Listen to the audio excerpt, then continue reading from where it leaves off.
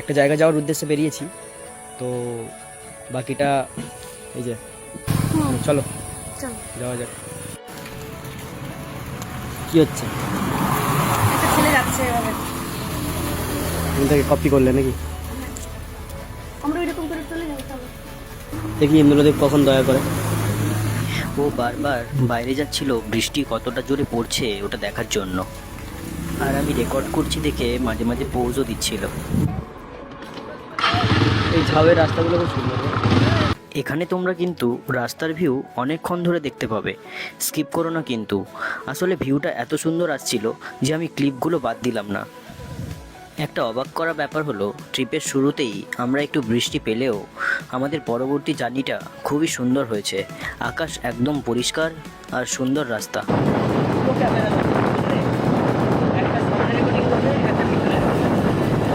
নন্দিতাকে বোঝাচ্ছিলাম যে দুটো ক্যামেরা লাগালে সামনের আর পেছনের ছবি আলাদা আলাদাভাবে রেকর্ড হয়, যেটা একসাথে 360 ডিগ্রি ক্যামেরা করতে পারে।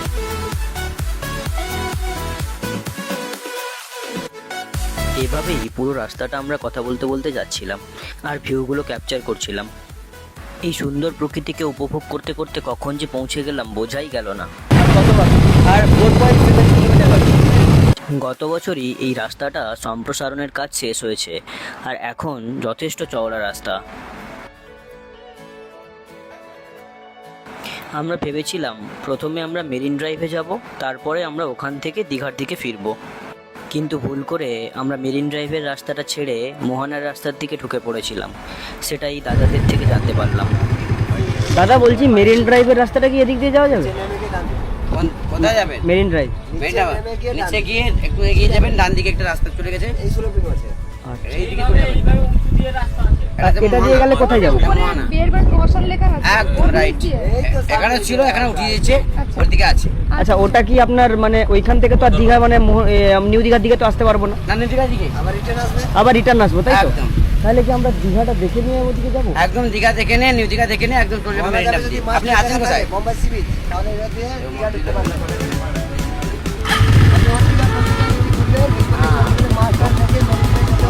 ওদিকে দিয়ে ঘুরে দিয়ে যাবেন, মেরিন ড্রাইভ দিয়ে চলে যাবেন, একদম পুরো শঙ্করপুর ওদিকে।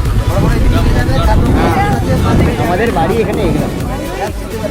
ওনারা ডিরেকশন দিতেই বাইক ঘুরিয়ে ওই রাস্তাটা ধরার জন্য এগিয়ে গেলাম।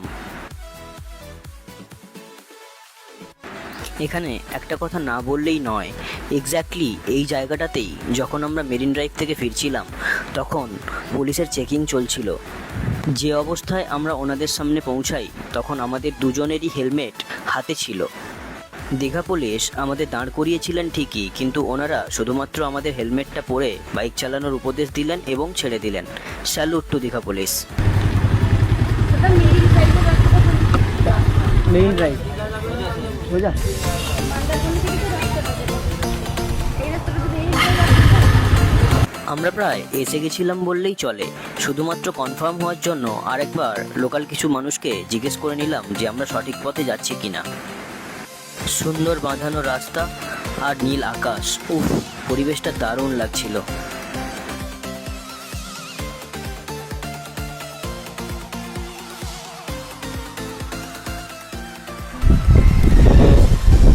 এখন আমরা এই যে মেরিন ড্রাইভের উপরে এসে দাঁড়িয়েছি, পুরো লাইটের অপোজিট সাইডে দাঁড়িয়েছি, তাই অন্ধকার।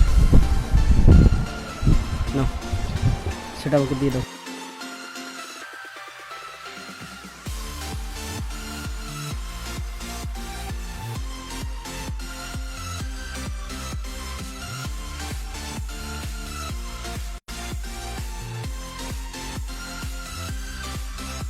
আমরা পৌঁছানোর পর কিছুক্ষণ মেরিন ড্রাইভের উপর দাঁড়িয়ে তাজপুরের উদ্দেশ্যে রওনা দিলাম।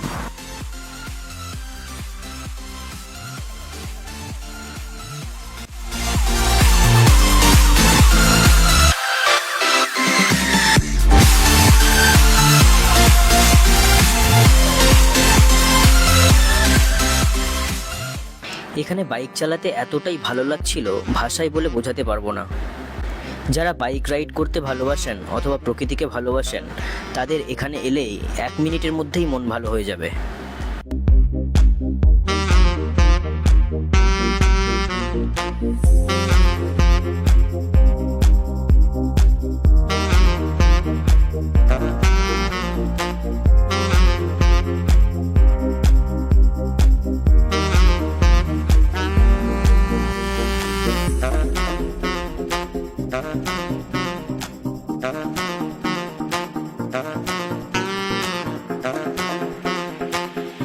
গাড়ি কোথায় রাখবে?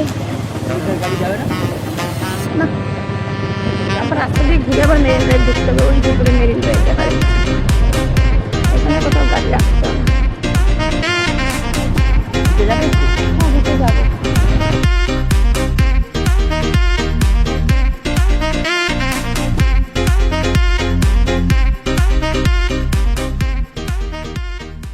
আমরা এইমাত্র তাজপুর বিচে এসে পৌঁছলাম। দুজনেই মানে বিধ্বস্ত, তার কারণ হচ্ছে কিছুটা জায়গা ছায়া ছিল, আবার কিছুটা জায়গা রোদ ছিল। বাট এখনও পর্যন্ত রোদের মানে এখানে খুবই এখন গরমের তাপ, আর লাইটটাও খুব তীব্র আছে। তো এখানে বিচ সাইডে কতগুলো রেস্টুরেন্ট বা দোকানের মতো আছে, পাশেই সমুদ্র। ভাবছি আমরা কিছু স্ন্যাক্স বা কিছু খাবার এখানে খাবো, দেখা যাক।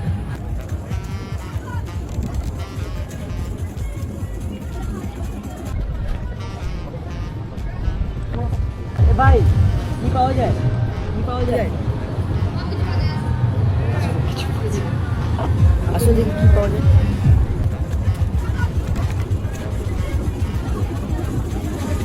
কি পাওয়া যায় দাদা?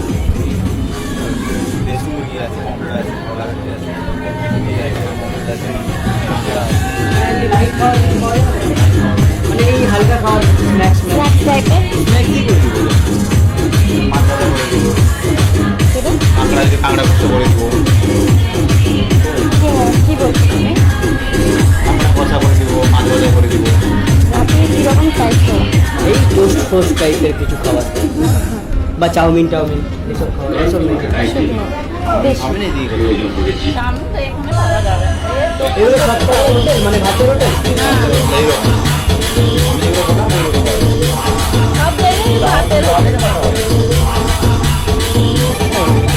খাবে না? ম্যাগি হয়ে যাবে, ম্যাগি কি বলবো, এই রেস্টুরেন্টগুলোতে যারা খাওয়া দাওয়া করছিলেন ওনারা এত জোরে জোরে স্পিকার বাজাচ্ছিলেন যে কিছুই আমরা শুনতে পাচ্ছিলাম না। আর আমরা যেমন কোনো হালকা খাবার খুঁজছিলাম সেরকম এখানে কিছুই পেলাম না।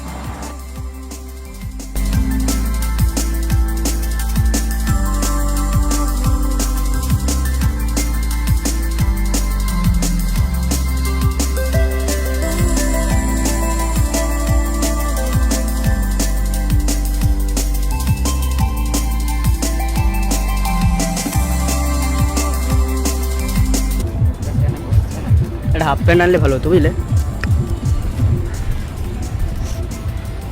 এই তাজপুরে কোনো ব্যবস্থাই ভালো না, একটা খাওয়ার দোকান নেই ঠিক মতো, একটা বসার জায়গা নেই বিচ সাইডে। গাছের গুঁড়ি খুঁজছি বসার জন্য, একটু ছায়াটাই এসে বসলাম।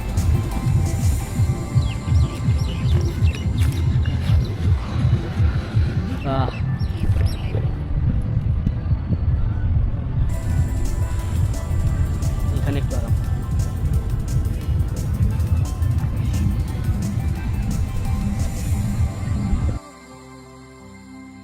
সমুদ্রের ধারে বসে লিচি ড্রিঙ্ক খেতে কেমন লাগছে?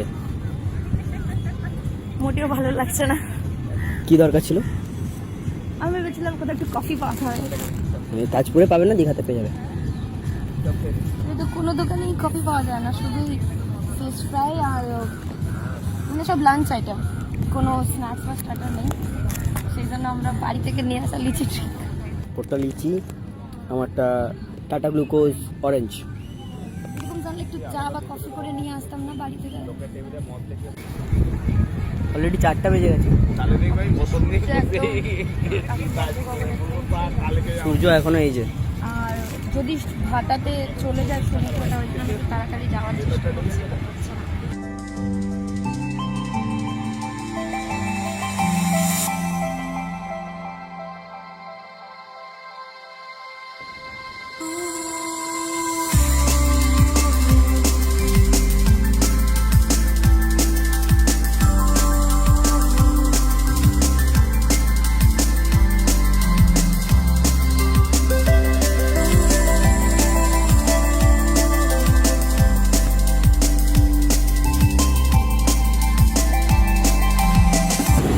চলো।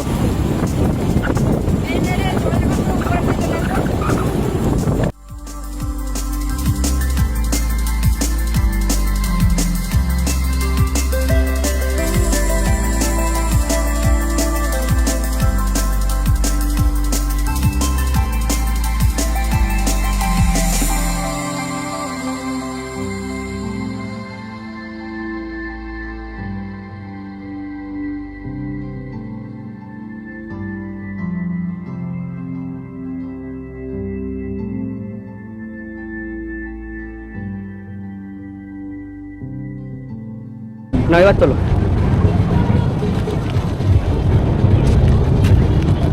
অনেক ঝিনুক, সুন্দর সুন্দর, মানে কেউ যদি আর্ট ক্রাফটসের কাজ করে তার জন্য পারফেক্ট।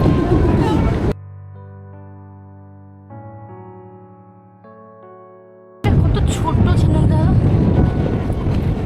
দেখা যাচ্ছে দেখা যাচ্ছে। উড়ে চলে যাচ্ছে।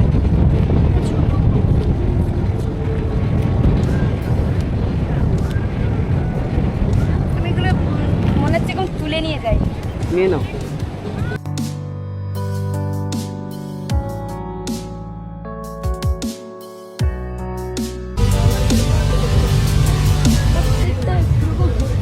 ফালতু রকমের একদম ঢপ ঢপ করে আওয়াজ করছে একটা, কোনো যে শান্তি মনে তুমি যে বসে কিছু খাবে, এটাতেও তো বাজছে। কোথায় ফাঁকা? সব কটা একই।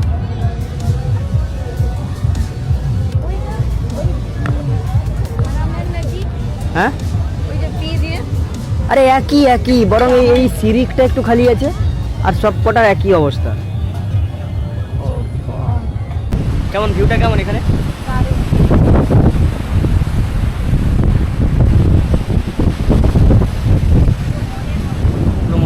এইখানে বসে বসে চা খেতাম। ভিউ এনজয় করো।